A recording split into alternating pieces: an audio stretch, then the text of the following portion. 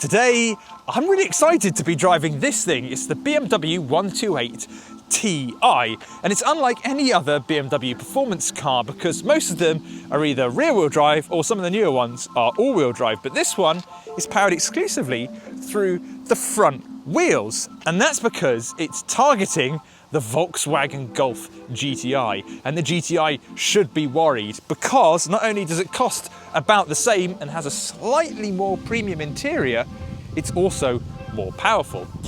But it's not all about power and luxury. What's this like as a car to drive? And is it worth the money? Well, we're about to find out. But before I get into the review, remember to hit the like button and subscribe for more awesome videos just like this one.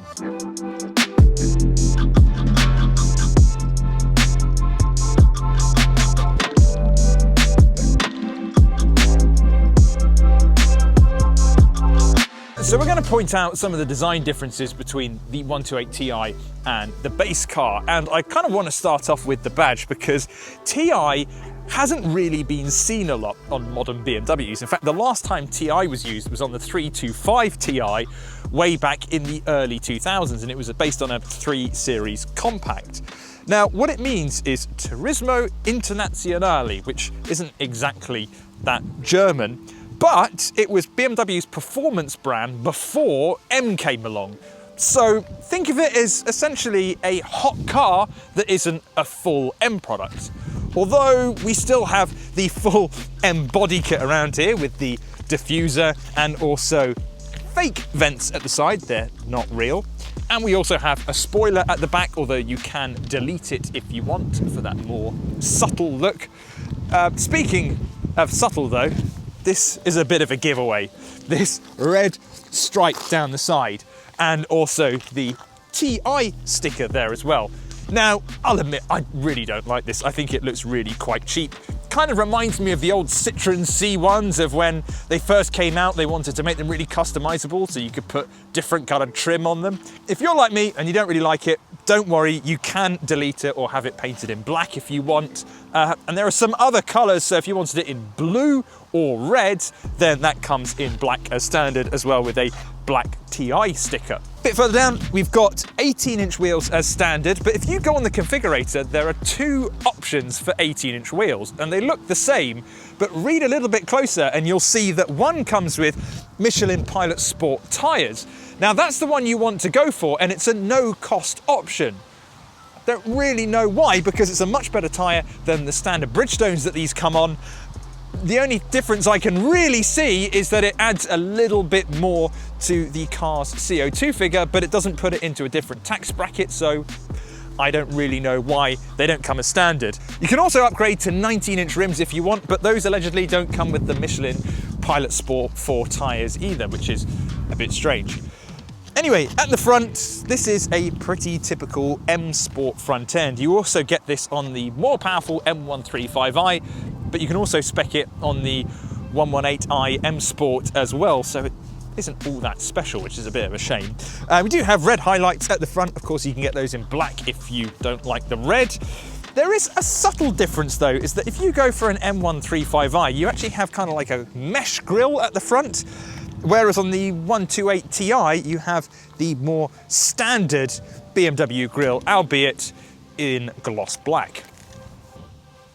Now, under the bonnet, we have a 2-litre turbocharged 4-cylinder engine, and it's the same one that you get in the M135i. It has, however, been down-tuned for obvious reasons. This isn't the range-topping 1 Series, so it produces a still very impressive 261 brake horsepower and 400 Newton meters of torque. Now that's sent to the front wheels only through an 8-speed automatic gearbox, and it'll get you from 0 to 62 miles per hour in 6.1 seconds, which is not super fast, but it's on par with its rivals like the Golf GTI and i30N.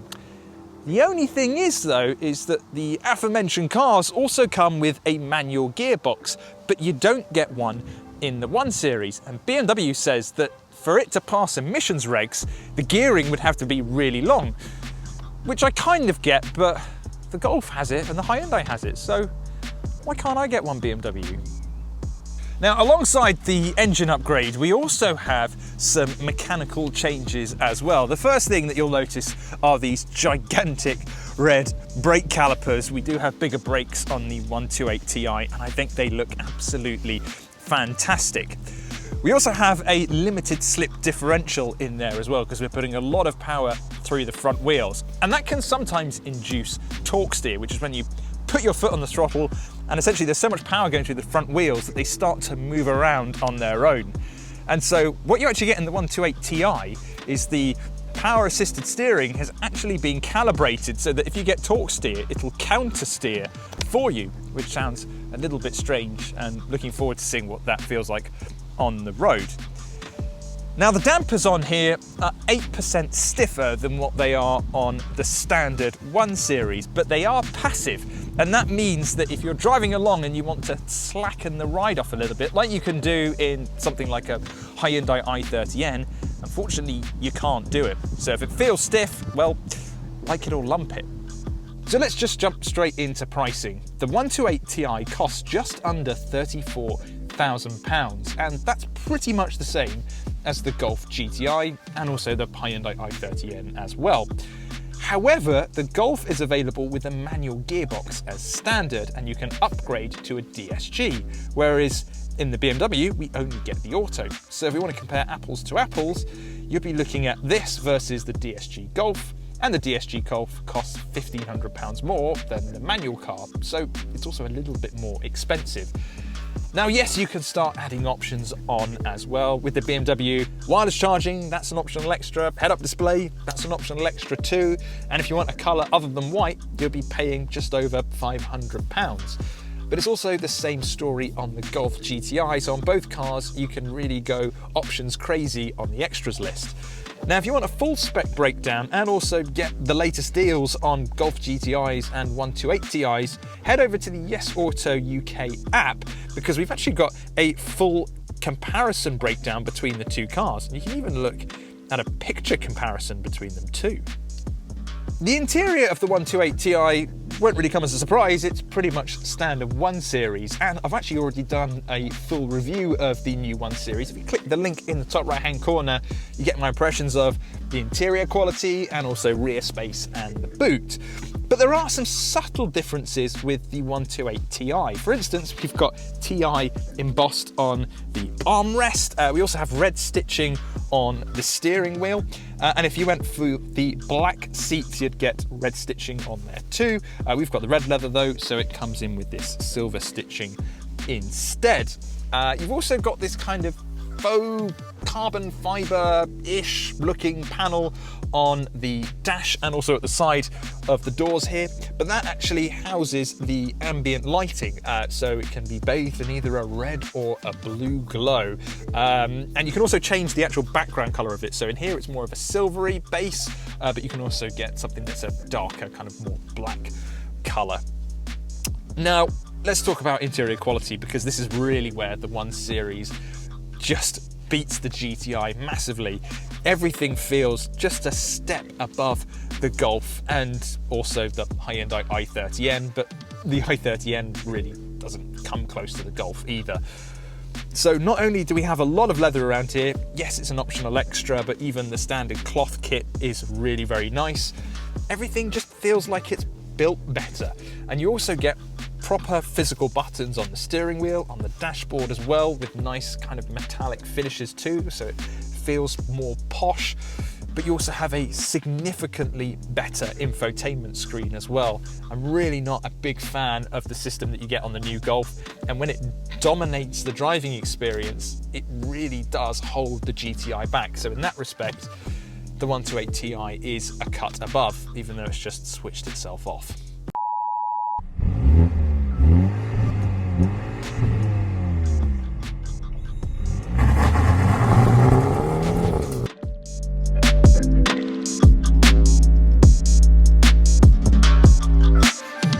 On board with the 128 Ti, BMW's not first front-wheel drive car, but certainly their first performance-focused front-wheel drive car.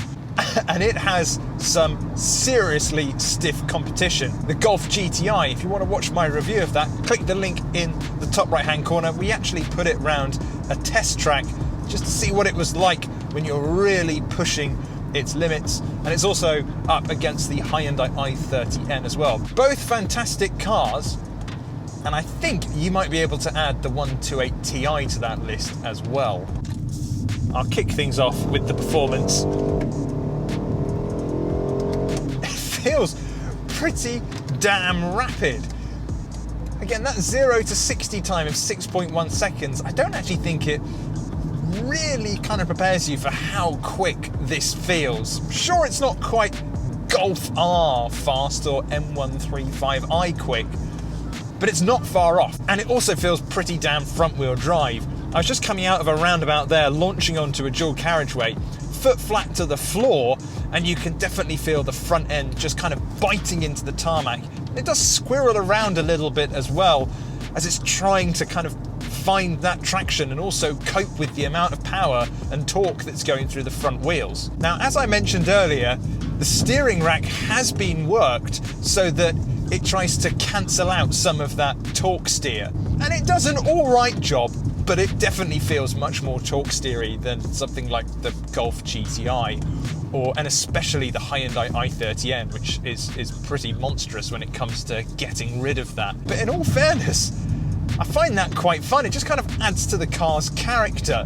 But that lively front end doesn't translate to a worse driving experience. Yes, it definitely feels like it's front wheel drive, but it's definitely got quite a darty front end. And the steering system that you have in this 1 Series is just so good. It's not heavy and it's not brimming with feel. It's for people who are going to be after a hot hatch without going down the ultra extreme route of something like a Honda Civic Type R or a Megane RS. The ride is a bit of a mixed bag. Because we don't have adaptive dampers on here, you can't slacken off the ride if it gets a little bit too stiff. It just can feel a little bit more fidgety over some bumps. Not all the time. Most of the time it is absolutely fine. Cruising along the motorway or going down a bumpy road, it's usually fine, but there's just the odd instance of where it can just dither around a little bit.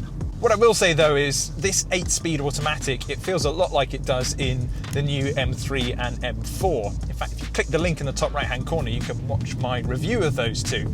Although they are a little bit different to the 1 Series, the gear change definitely feels very similar, of where it's a bit, I wouldn't say sluggish, it's just a bit characterless. There's no snapping through the gears or blips of the throttle when you're going down the gears. Sometimes it just feels best to just leave it in automatic mode. Now, I've been driving it in sport mode, and what that does is it gives me a slightly more responsive throttle pedal. There is a valve in the exhaust that does open and it makes it just a little bit more boomy. You can put it in individual mode, of where you can have some of those elements and not others, or you can put it in comfort, which quietens down the car quite a lot, or eco mode, which really does hold back some of the performance, but it does mean that you get to sip at fuel on the motorway. I've averaged kind of around 38 mpg. So let's not beat around the bush. Is this better than a Golf GTI? And I would say the strengths of the GTI is it feels a little bit more practical, a bit more spacious in the back. So if you're going to be using it as a family car and ferrying people around, then you might actually want to go for the GTI. But it's worth bearing in mind that the comparisons that I've been drawing with this and the GTI are the base GTI. There is also the GTI Club Sport. In fact, we drove that very recently. You can watch our review by clicking the link in the top right hand corner. So in that 33 grand price range that is so hotly contested with hot hatches but not the super hatches, I think it's the 128 Ti that comes out on top. Yes, it's missing the manual gearbox, but oh my goodness.